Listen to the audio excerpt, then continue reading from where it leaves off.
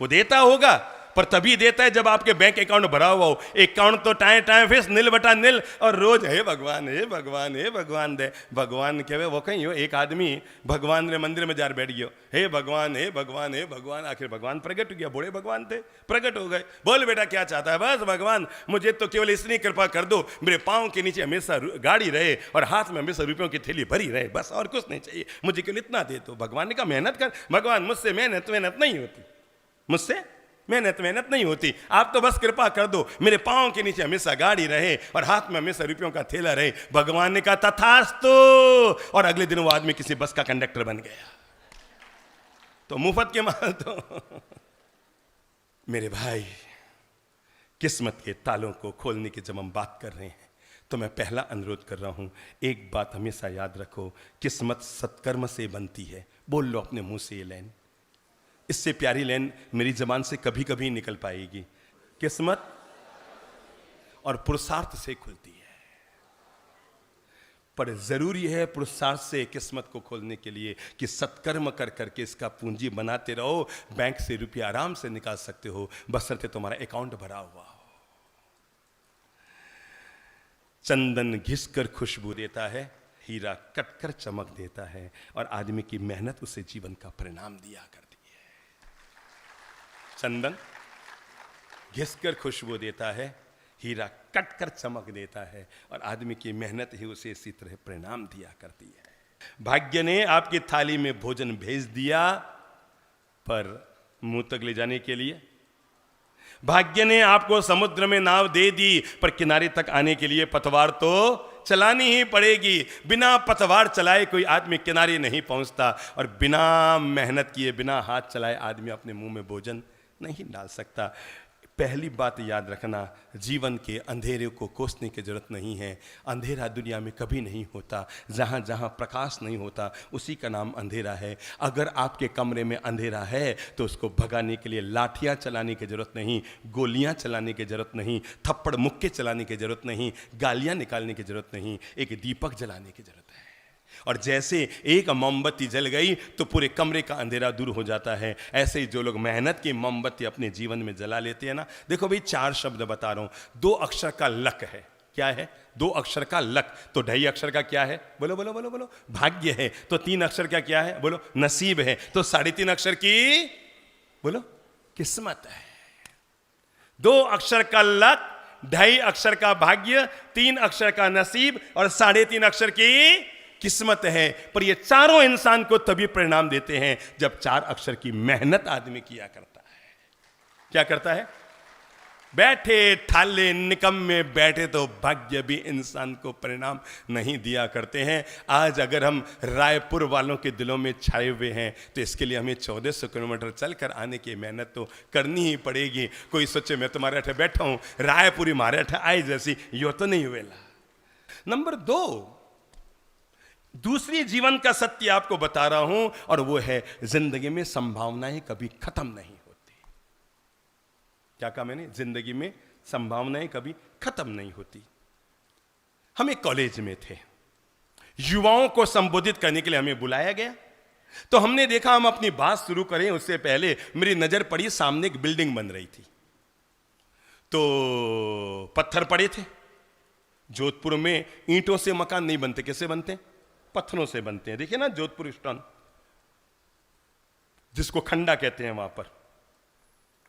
तो पता नहीं मेरे मन में क्या आया, वहां पर एक इतना बड़ा भगोना पड़ा था, तपेला इतना बड़ा, वो एल्युमिनियम का पानी भरकर रखने के लिए इतना बड़ा तपेला भरा हुआ था। मैंने कुछ युवाओं से कहा, मैंने कहा जाओ रे वो तपेला इधर उठा के ले आओ। 4 लड़के गए और फट से, एल्युमिनियम का तो तपेला था, कितना रहा होगा 30-40 किलो का था, और वो बड़ा वाला भगोना ले आए। मैंने कहा इसको यहां रख दो। मैंने कहा चलो अपन एक काम करते हैं, प्रवचन शुरू करें उससे पहले इस तपेले को पहले भरते हैं। तो क्या करें? मैंने कहा देखो सामने खंडे पड़े हैं, उठा के ले आओ। युवक फिर दौड़े और 15-20 खंडे आए नहीं कि वो तो तपेला पूरा ऊपर से भर गया। मैंने कहा अब इसमें कुछ जा सकता है? युवाओं ने कहा महाराज अब ये तपेला पूरा भर गया, इसमें कुछ नहीं जा सकता। मैंने कहा एक काम करो, वहां देखो कंक्रीट पड़ी है, वो लेकर आए। मैंने कहा 4-5 तगारी कंक्रीट ले आओ, वो लेकर आए। मैंने कहा भगोने को हिलाते रहो और ऊपर से कंक्रीट डालते रहो, जाएगी कि नहीं? ताज्जुब की बात, जो तपेला पत्थरों से पूरा भर गया, उसमें कम से कम 5 तगारी कंक्रीट चली गई। उनका बस गुरुजी, अब तो ये पूरा भर गया, इसमें कुछ नहीं जा सकता। मैंने कहा देखो वहां बजरी पड़ी है। 4 तगारी बजरी आई, हिला हिला कर बजरी भी अंदर गई कि नहीं? जहां जहां पत्थरों में छेद थे वहां वहां बजरी चली गई कि गुरुजी अब इसमें कुछ भी नहीं जा सकता, अब तो ये पूरा भर गया। मैंने कहा देखो बाल्टी में पानी पड़ा है, 4 बाल्टी पानी लेकर आओ। क्या हुआ? क्या हुआ? जिसमें कुछ नहीं जा सकता था उसमें कंक्रीट चली गई, जिसमें फिर कुछ नहीं जा सकता था उसमें बजरी चली गई, जिसमें फिर कुछ नहीं जा सकता उसमें पानी चला गया। मैंने उन युवाओं को यहीं से प्रवचन शुरू किया। मैंने कहा ये तपेला, ये पत्थर, ये बजरी, ये कंक्रीट, ये पानी हमें जीवन का ये पाठ पढ़ाता है। जीवन में संभावनाएं कभी खत्म नहीं होती है। तुम जहां खड़े हो ये तुम्हारी मंजिल नहीं, ये तो तुम्हारा पहला पड़ाव है। मंजिल तो तुम्हारी आगे है, और जो व्यक्ति जहां खड़ा है उसको मंजिल मानने की बजाय उसे पड़ाव मानता रहता है, वो अपने जीवन को हमेशा आगे बढ़ाता रहता है। मैं कहता हूं आदमी को बहुत त्याग करना चाहिए, अपरिग्रही जीवन जीना चाहिए, बहुत संयम से जीना चाहिए। पर अपरिग्रही वही तो बनेगा जो पहले परिग्रह इकट्ठा करे। दान कहां से करेगा आदमी? पहले कमाएगा तभी तो खर्च कर पाएगा ना। तो पहली जरूरत आदमी ये समझे कि जीवन में हर आदमी अपने बंद किस्मत के तालों को खोल सकता है। नंबर 2, हर आदमी के जीवन में संभावनाएं शेष है। नंबर 3, अगर आपकी किस्मत कमजोर भी है तब भी मेहनत किए जाओ। आपकी मेहनत आज नहीं तो कल। आप में कोई महिला है जो मेहंदी लगा कर आई है? कौन है जिसके हाथ में ताजी ताजी मेहंदी? हाँ खड़े हो जाओ। हाँ आप भी खड़े हो जाओ, आप भी खड़े हो जाओ। हाँ मेहंदी तो सुंदर है भाई, आपकी देखो। अरे वाह, इनकी भी बहुत सुंदर है। अच्छा आपको पता है मेहंदी सुंदर और गहरी होने का लोग क्या कहते हैं? मतलब क्यों हो गया इतना सुंदर रंग, क्या कहते हैं लोग? हैं? कई लोग बनाते हैं ना एक दूसरे को, यूं कहते रहते हैं लगता है तेरा पति तुझे बहुत प्यार करता है इसलिए मेहंदी का रंग है ना, पति के प्यार का रंग है, ऐसे कहते हैं क्या? इधर मारवाड़ में तो मैंने सुना है, इधर का पता नहीं। इधर भी तो आप आते तो मारवाड़ी हो इधर, है ना? तो फिर मैंने सुना है बचपन में कि वो महिलाओं को दूसरी महिलाएं कहती थी लागे थारो धनी थने घणो ही प्यार करे जिके तारो रंग उभरने आयो, कहते थे ना। मैं सारी नारी जाति के भीतर की सोई हुई चेतना को जगाते हुए बात कहना चाहता हूं, मेरी अच्छी प्यारी बहनों, इन हाथों का उपयोग कभी भी मेहंदी के लिए मत करना। क्योंकि मेहंदी के लिए अगर इन हाथों का उपयोग किया, बहन बताओ तो इस मेहंदी का रंग कितने दिन तक रहेगा? बोलो बोलो, जोर से बोलो, सारी बहनें बोल लो। 4 दिन, खींची तानी 5-7 दिन, फिर तो इसका रंग थोड़ा बूंदा होने लग जाता है, फिर लगता है यार साबुन से घिस के उतार दें, थोड़ा हाथ खराब लगने लगे, दाग जैसा लगने लग जाता है लास्ट में ना। याद रखना, इन हाथों का उपयोग अगर मेहंदी के लिए किया तो 7 दिन में मेहंदी का रंग फीका पड़ जाएगा। इन हाथों का उपयोग अगर मेहनत के लिए किया तो जीवन भर ही आपको परिणाम दिया रहेगा। मेहंदी के लिए इन हाथों का अगर आपने उपयोग कर लिया तो केवल रंग देख देख के खुश होते रहोगे, पर मेहनत के लिए अपने कदम आगे बढ़ा लिए, कंधे से कंधा मिलाकर जहां जहां नारियां आगे बढ़ी वहां वहां उन व्यक्ति भगवान ने, अरे आप तो खुद ही लक्ष्मी हो, आप तो खुद ही सरस्वती हो, इनको तो फिर भी इनकी पूजा करनी पड़ती है दुकान जाकर, तब कहीं जाकर कमा पाते हैं। आप तो स्वयं लक्ष्मी स्वरूपा हो, अगर आपने कदम बढ़ाए तो कहां नहीं पहुंच पाओगे। जब जब नारी जाति ने आगे बढ़ने के लिए अपने कदम बढ़ाए हैं, मैं हमेशा पुरुषों से कहा करता हूं, भाइयों से कहा करता हूं, घर के माता पिता से कहा करता हूं कि अपना जज्बा जगाओ और अपनी बेटियों को पढ़ने के लिए आगे बढ़ाओ, क्योंकि ये अगर आगे बढ़ेगी ना आपका बुढ़ापा भी सुखी होगा। मैं फिर कह दूं, जिसके भाग्य में संतान का सुख ज्यादा होता है, ईश्वर केवल उन्हीं को बेटियां देता है। बेटी है अभिमान हमारा, बेटी है सम्मान हमारा, बेटी है अभिमान हमारा, बेटी है सम्मान हमारा। जिस घर में बेटी जन्मे वो घर है सद्भाग्य हमारा। जब ऊपर वाला लड़के को नीचे भेजता है ना, बता दूं लड़के लड़की का फर्क आज, जब ऊपर वाला बेटी को नीचे भेजता है तो कहता है जा अपने माँ बाप का ध्यान रखना, जो बिल्कुल नहीं रखता है। ऊपर वाला कहता है जा अपने माँ बाप का ध्यान रखना, और जब बेटी को भेजता है तो कहता है जा बेटा जा, तुझे कुछ करने की जरूरत नहीं, तेरे माँ बाप का मैं खुद ध्यान रखूंगा, तू जा उस घर को रोशन कर। आप में कौन है शादीशुदा, किसको खड़ा करूं? नहीं सभी नहीं है, कुछ हम जैसे किस्मत वाले भी बैठे भी हैं, सभी के भाग्य हिले हुए थोड़ी है कोई। हाँ ये कोई खड़े हो ना, ये कौन महामंत्री मंत्री बने हुए ना, खड़े हो खड़े हो खड़े हो। हाँ एक दो को और खड़ा कर लो, अकेला आपको लगेगा मैं ही क्यों। जब नई नई आपकी शादी हुई थी, धर्मपत्नी घर पर आई थी, कभी कभी आपकी मम्मी और आपकी पत्नी में हल्की हल्की बहस हो जाया करती थी, थोड़ी थोड़ी किचु किचु। और तब आपकी धर्मपत्नी आपको शाम को कहती थी, देखो आपकी मम्मी ने मुझे ऐसे कह दिया, आपकी मम्मी ने मुझे ऐसा कह दिया, आपकी मम्मी ने ऐसा कर दिया, आपकी मम्मी दिन भर मुझे ऐसा कहती रहती है। तब आपने अपनी धर्मपत्नी को क्या बोला? मैं इनको नहीं, ये पंडाल में बैठे हुए 2000 लोगों से पूछ रहा हूं कि जब याद करो, जब आपकी शादी नई नई हुई थी और जब थोड़ी मम्मी से और मतलब आपकी धर्मपत्नी से थोड़ा किचु किचु आपस में होता रहता था, और तब शाम को आपकी धर्मपत्नी आपको कहती थी, मम्मी ने ऐसा बोल दिया, मुझे मम्मी ने ऐसा कह दिया, देखो मम्मी ने मुझे ऐसा कह दिया। तब आप में से सभी लोगों ने अपनी धर्मपत्नी को यही कहा होगा, देख तू जो है मुझे कह दे, पर मेरी माँ जैसी भी उसको निभा ले। मैं तुझे हाथ जोड़ता हूं, जैसी भी है मेरी माँ मुझे निभा ले। लगभग 95% लोगों ने अपनी पत्नी से जरूर कहा होगा, प्लीज तू मेरी माँ का अनादर मत कर, मैं तुझे हाथ जोड़ता हूं, मेरी माँ को तू निभा ले, है ना? यही कहा होगा ना? बिल्कुल, आप बिल्कुल गर्दन से हिला रहे हैं। मैं आपको जीवन का पाठ पढ़ा रहा हूं। आपकी धर्म पत्नी ने आपको जीवन में 100 बार कहा, आपकी मम्मी ऐसी है, आपकी मम्मी ऐसी है, आपकी मम्मी ऐसी है, आपकी मम्मी ऐसी है, और आप हाथ जोड़ते रहे। एक बार आप उसको बोल देते कि तेरे पीहर की मम्मी ऐसी है और आपकी ऐसी की तैसी ना हो जाते तो मुझे कहते। एक बार उसको बोल देते तेरे पीहर की मम्मी ऐसी है। इसलिए मैं कहता हूं, अगर तुम चाहते हो बुढ़ापा आपका सुखी हो तो बेटियों के सम्मान को हमेशा आगे बढ़ाओ। Sit down please. अगर कोई भी व्यक्ति जीवन में सफलता का द्वार खोलना चाहता है, मैं पहला अनुरोध करना चाहूंगा, आदमी की 3 तरह की कमाई होती है। एक पाप कमाई, बोल लो, जोर से बोल लो। कौन क्या शब्द बोला? साफ बोलो तो। पाप कमाई, यही बोला ना। दूसरी बाप कमाई, कौन सी कमाई? और तीसरी होती है आप कमाई। तीनों में थोड़ा फर्क बता दूं। पहली होती है पाप कमाई, दूसरी होती है बाप कमाई, और तीसरी कौन सी होती है? आप कमाई। जिंदगी भर तक के लिए पहला विवेक ले लो, जिंदगी में अगर बच सकते हो तो एक चीज से जरूर बचो, और वो है पाप कमाई।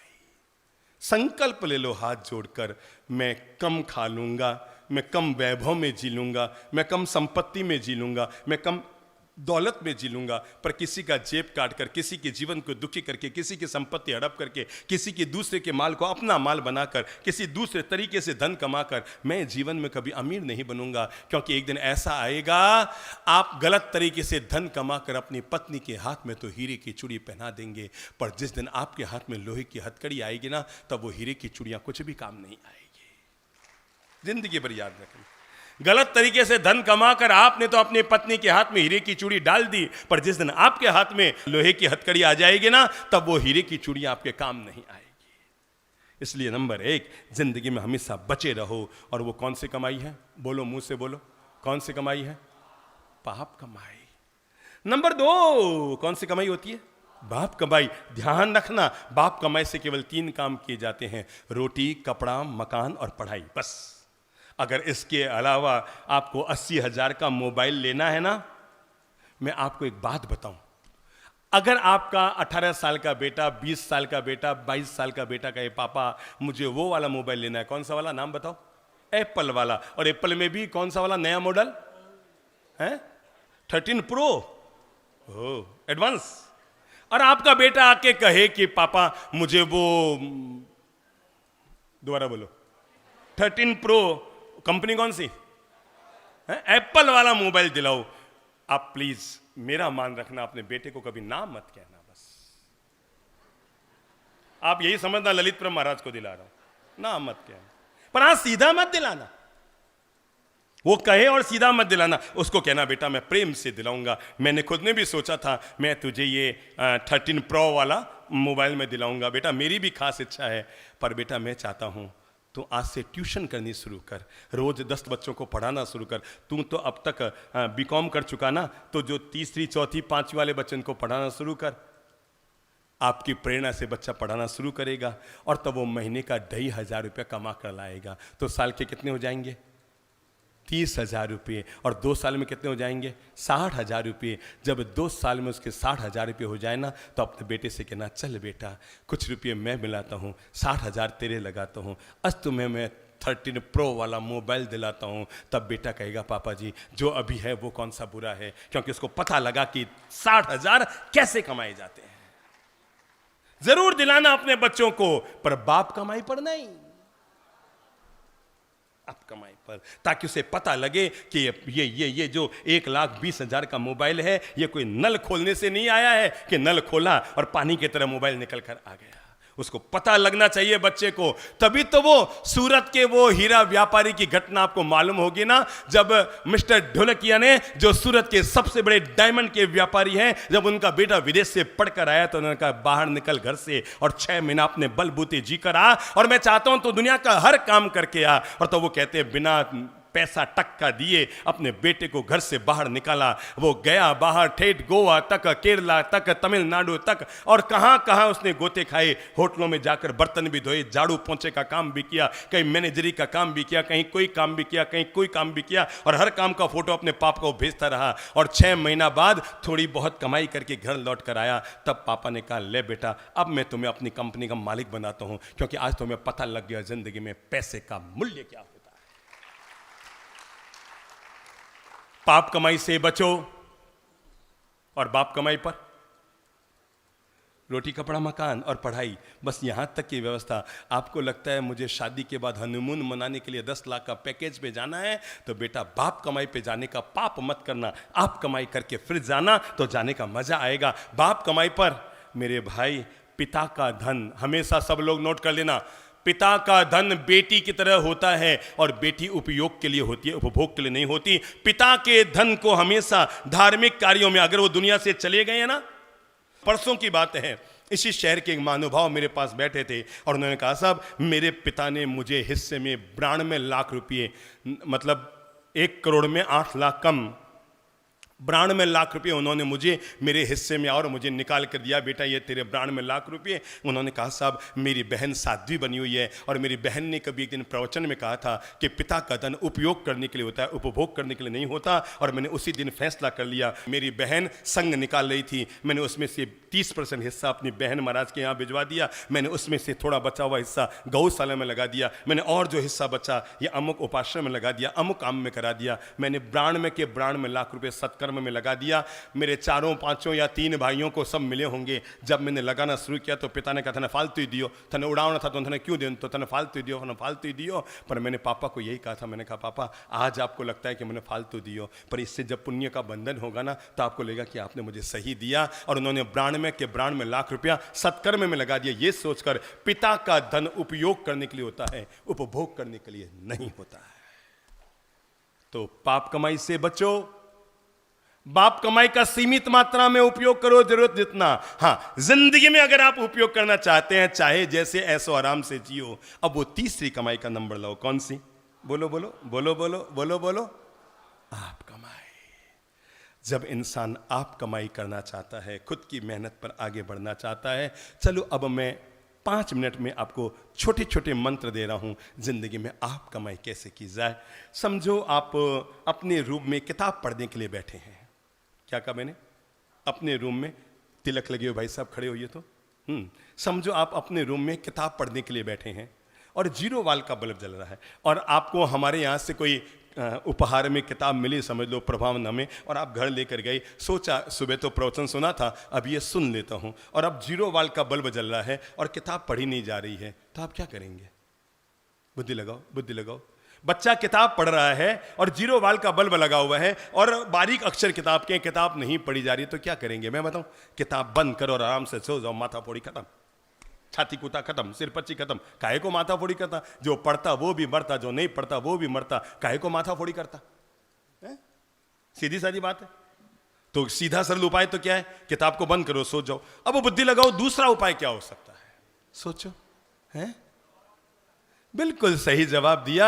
अगर 0 वाल्ट के उजाले में किताब नहीं पढ़ी जा रही है तो किताब बंद मत करो, बल्ब चेंज करो। बस जीवन में सफलता का पहला मंत्र यहीं से शुरू होता है। अगर 0 वाल्ट के बल्ब में किताब नहीं पढ़ी जा रही है, मतलब लगता है कि गुनगुने प्रयास ने इंसान को परिणाम नहीं दिया, छोटे मोटे प्रयास ने इंसान को परिणाम नहीं दिया, तो क्या करो? अब लग जाओ लगन से। और लगता है 0 वाल्ट के बल्ब से किताब नहीं पढ़ी जा रही, तो क्या करो? तो क्या करो? तो क्या करो, बल्ब चेंज करो, 40 वाल्ट का लगाओ, फिर भी नहीं पड़ी जा रही तो क्या करो, 100 वाल्ट का लगाओ। बल्ब को चेंज करना और किताब को खुला रखना, यही सफलता का पहला मंत्र है। समझ गए? किताब को खुला रखना और अपने प्रयास को आगे बढ़ाते रहना। मैं दुनिया के एक मशहूर आदमी का नाम ले रहा हूं जिनका नाम था अब्राहम लिंकन। कहते हैं वो युवक जब 22 साल का था तो उसने पार्षद का चुनाव लड़ा, जमानत जब्त हो गई। 23 साल की उम्र में उसने लव मैरिज की, पर शादी के बाद 6 महीने में पत्नी भग गई। 24-25 साल में उसने दोबारा शादी की, पर पत्नी को कैंसर हो गया, पत्नी फिर मर गई। 27 साल की उम्र में उसने फिर कांग्रेस सीनेट का चुनाव लड़ा, जमानत जब्त हो गई। जब वो आदमी 35 साल का हो गया तो उसने विधानसभा का अमेरिका में चुनाव लड़ा, वहां भी जमानत जब्त हो गई। उसके बाद जब वो आदमी 40 साल का हो गया, उसने कांग्रेस सीनेट का चुनाव लड़ा, वहां भी उसकी जमानत जब्त हो गई। पूरे अमेरिका में वो आदमी फेमस हो गया था कि ये आदमी हारू आदमी है। क्या नाम रख दिया उसका? हारू आदमी। टाइम पास करने के लिए चुनाव लड़ता है। और कहते हैं फिर उस आदमी ने 52 साल की उम्र में अमेरिका के राष्ट्रपति पद का चुनाव लड़ा, तो कई लोगों ने न्यायालय में अर्जी डाल दी कि इस व्यक्ति को चुनाव से अयोग्य करार कर देना चाहिए, क्योंकि अब तक जीवन में 22 बार चुनाव हार चुका है। कितनी बार? 22 बार चुनाव हार चुका है। हर जगह खड़ा हो जाता है, हर जगह खड़ा हो जाता है, पर पता नहीं उस आदमी को दिन में हमेशा हार दिखती थी, पर रात को हमेशा जीत के सपने दिखते थे। दिन में हमेशा हार मिलती थी, पर रात को हमेशा जीत के सपने दिखते थे। मैं कभी जीतूंगा जीतूंगा जीतूंगा। और ये जज्बा उसका ऐसा बढ़ता चला गया। जो आदमी अपनी जिंदगी में 22 बार चुनाव हारा, वो एंड में जिंदगी के 52 साल की उम्र में अमेरिका के राष्ट्रपति पद के चुनाव के लिए खड़ा हुआ और वो वहां के राष्ट्रपति पद का चुनाव जीत गया। और उस व्यक्ति का नाम था अब्राहम लिंकन। आदमी करना चाहे और न कर पाए, इम्पॉसिबल, क्योंकि इम्पॉसिबल में छिपा हुआ है आई एम पॉसिबल। जीवन में सफलता का द्वार खोलने के लिए पहला कार्य हमें करना पड़ेगा, अपने भीतर ये आत्मविश्वास जज्बा पैदा करना पड़ेगा, ये सकारात्मक नजरिया पैदा करना पड़ेगा। मैं कर सकता हूं। उड़ते वही हैं, बोल लो, उड़ते वही हैं जिनके सपनों में जान होती है। पंखों से कुछ नहीं होता, जिंदगी में हौसलों से ही उड़ान होती है। जब हमने जिंदगी में पहली बार मैदानों में प्रवचन देने शुरू किए थे ना, लगभग 25-26 साल पहले, जब हमने पहली बार जिंदगी में उपास्य थानक और मंदिरों से बाहर निकलकर ये मैदानों में प्रवचन देने शुरू किए थे, तो लोग हमारे मजाक उड़ाते थे, हैं कौन आई सुनने, कौन आई सुनने, कौन आई उपास्य तो पर भरीजे को नहीं, बट तो प्रभावना देवो और लड्डू बांटो और संग पूजा करो और जीमण करो। बिना जीमण तो यहाँ पर लोग कार्यक्रम का क्रियाक्रम कर देते हैं, लोग मिले ही को नहीं। तो मैदाना में कौन आई, मैदाना में कौन आई। हमने पहली बार जिंदगी में जोधपुर के गांधी मैदान में जब बिना चातुर्मास के प्रवचनमाला का आयोजन किया, आज से करीबन 28 साल पहले, मुझे दिन भर लोग आकर हतोत्साहित करते, बाप जी आप बहुत बड़ी गलती कर दी, कौन आई बाप जी अठे कौन आई, अठे बिया भी मंदिर मार के घना घर है को नहीं बाप जी, कौन आई बाप जी, कौन आई। आपा जी के धर्म में हाँ मैं बड़ो दिक्कत तो आ है। आधा लोग यूं कर जावे कि ए मंदिर मार्गी मैं थानकवासी कर गया, फिर आधा कर जावे ए दिगंबर में स्वतांबर फिर कर गया, फिर मंदिर में कहे ए खरतगस है तपागस फिर कर गया। आप तो कटन कटन में कितना कट गया पता ही कौन। पर मैं आपको बताऊं, अगर हम उस समय मान लेते कि हमारा गुण आई तो हम हार जाते। तब मैं लोगों को कहा करता था, बात ये नहीं कि गुण आई, बात ये है कि गुण नहीं आई। तुम तो निकल पड़, ये मत सोच कि कौन आएगा, बात ये रहेगी कौन नहीं आएगा। और वही परिणाम रहा। देश का ऐसा कोई बड़ा मैदान नहीं रहा जहां पर अपन ने प्रवचनमाला नहीं की। आप सुनकर आश्चर्यचकित रह जाएंगे, पूरे विश्व भर में पहली बार ऐसा अद्भुत घटित हुआ होगा। यूट्यूब में डाले हुए इन दोनों गुरु महाराज के प्रवचनों को 56 करोड़ लोग देख चुके हैं। कितने? 56 करोड़। अगर हम उस दिन ये सोच लेते कुण आई, तो आज भी आई सोचता रेवंता कुण आई, तब ये नहीं सोचा कुण आई, तब ये सोचेगा कुण नहीं आई, हर हालत में आई। बस यही लाइन उस समय याद की थी। उड़ते वही है जिनके सपनों में जान होती है, पंखों से कुछ नहीं होता, जिंदगी में हौसलों से ही उड़ान होती है। और पहला मंत्र जब मैं दे रहा हूं उठने से पहले, वो है जिंदगी में सफल होने के लिए पहला मंत्र जोड़कर रखो, और वो है हमेशा नजरिए को सकारात्मक रखो। क्या रखो? हाँ, ईश्वर मेरे साथ है। आई एम द बेस्ट, मैं बिल्कुल श्रेष्ठ हूँ, मुझ में कोई कमी नहीं है। भाग्य मेरे साथ है, पुरुषार्थ मैं करूँगा, आगे बढ़ूंगा। मैं कोई कमज़ोर नहीं हूँ, क्योंकि मुझे रोज भगवान जगाता है और रोज जीवन के लिए आगे बढ़ाता है। भगवान मेरे साथ है। पहला बात करो, अपने भीतर सकारात्मक नजरिया रखो। नंबर 2, जीवन में लक्ष्य निर्धारित करो कि आप क्या बनना चाहते हैं, क्योंकि जब तक जीवन का लक्ष्य निर्धारित नहीं करेंगे, आपने कई बार देखा होगा चौराहे पर कुत्ता रहता है और जो भी कार आए उसके पीछे दौड़ता रहता है। देखा है आपने से किसी ने? किसने देखा है? आप कार चला रहे हैं, कुत्ता आता है पीछे से बौ बौ बौ बौ, और वो केवल आपके कार के पीछे नहीं आता, वो हर एक कार के पीछे जाता है। लाल कार, पीली कार, हरी कार, ब्लू कार, काली कार, सफेद car, golden car, silver car, सब कारों के पीछे जाता है। मैं कई बार सोचा करता हूं, कुत्ता कार के पीछे क्यों दौड़ता है? आप में से कोई बताएगा क्यों दौड़ता है? बोलो बोलो बोलो बोलो, कुत्ता कार के पीछे क्यों दौड़ता है? मैं बताऊं, क्योंकि वो सोचता मैं कार को पकड़ लूंगा। सवाल ये नहीं है कि वो कार को पकड़ लेगा, सवाल ये है कार को पकड़ भी लेगा तो क्या कर लेगा। मैं प्रश्न आपके सामने ये खड़ा कर रहा हूं, अगर वो कार को पकड़ भी लेगा तो क्या कर लेगा। इसलिए लक्ष्यहीन कुत्ता जितनी बार कार के पीछे दौड़ रहा है, बिना लक्ष्य के दौड़ रहा है, उसको पता ही नहीं वो क्यों दौड़ रहा है। पहले जीवन में लक्ष्य बनाओ, आप क्या बनना चाहते हैं, और जो बनना चाहते हैं अब अगला कदम आगे बढ़ाओ। जब आपने ये तय कर लिया कि आप क्या बनना चाहते हैं, तो उसकी योजना तैयार करो। क्या करो? बुद्धि लगाओ। क्या करो? योजना तैयार करो कि वो आप कैसे बन सकते हैं। और जब आपने योजना तैयार कर ली तो भीतर में आत्मविश्वास जगाओ, मैं कर सकता हूं। इतना धीमे मत बोलो, मैं, मुट्ठी बंद करो, मुट्ठी बंद करो, अपने भीतर जज्बा जाके बोलो, मैं कर सकता हूं, हर हालत में कर सकता हूं। और जब ये आत्मविश्वास जिंदगी में याद रखना, शरीर हमारा श्वास से चलता है पर हमारा जीवन आत्मविश्वास से बढ़ता है।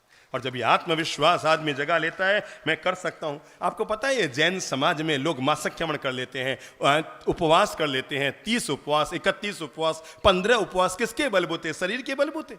मैं अभी नागपुर में था, मेरे सामने एक 95 साल की माता जी को लाया गया था, जिनके 27वां वर्ष तब चल रहा था। बिल्कुल दुबली पतली माता जी है, जैसे पारस जी की मां है ना, बिल्कुल दुबली पतली, बिल्कुल दुबली पतली माता जी। और कितना वर्ष तब? 27वां। और कितनी साल की उम्र? अब आप सोच सकते हैं शरीर के बल पर हो रहा है? नहीं नहीं नहीं नहीं, मन के बल पर। मन की शक्ति रखें सुरक्षित, तो आत्मविश्वास के बलबूते होता है। और नंबर अगला अगर हम समझ सकते हैं, सफलता का अंतिम मंत्र है आत्मविश्वास के साथ साथ लगन से पुरुषार्थ करो, दिल लगाकर मेहनत करो। क्या कहा मैंने? क्या करो? मुझसे बोल लो एक बार, क्या करो? एक बार मुझसे बोलो, क्या करो? सफलता का राज सीखना है तो इन सिंधियों से सीखो। कभी हमारे देश में शरणार्थी बनकर आए थे और आज वो अगर देश का हिस्सा बने हुए हैं और सब कंधे से कंधा मिलाकर पूरे देश के साथ जुड़े हुए हैं, तो मैं आपको बताना चाहता हूं, इस देश में आकर उन्होंने हाथ में कटोरा नहीं उठाया था, अपने हाथ को उठाया था, फौलादी बनाया था, और उन्हें पता था हम शरणार्थी बनकर आए हैं, पर अगर हम पुरुषार्थी बन गए तो देश में छा जाएंगे। और उन्होंने मेहनत की, पुरुषार्थ किया और देश में अपने बलबूते, अपनी मेहनत के बलबूते छा गए।